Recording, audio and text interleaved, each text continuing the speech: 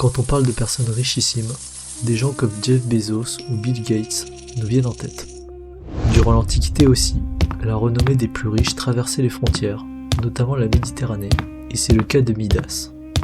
Celui-ci était le roi de Phrygie, un royaume situé en Asie mineure, et il invitait régulièrement des divinités à ses banquets, tant ils étaient reconnus. Un jour qu'il dînait avec Dionysos, le dieu voulut le remercier pour son hospitalité.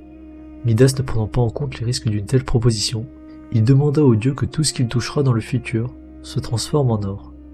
Dionysos décida d'exaucer le vœu tel qu'il fut formulé, et Midas se rendit rapidement compte de la dangerosité de ce vœu, lorsqu'il voulut manger, boire ou tout simplement saluer les gens. Il supplia donc le dieu pour qu'il annule son vœu, ce qu'il fit, en lui conseillant de se baigner dans le fleuve Pactole. C'est dans ce fleuve que le roi Crésus, autre roi connu pour ses richesses, trouva l'or qui lui valut la réputation d'être l'homme le plus riche du monde.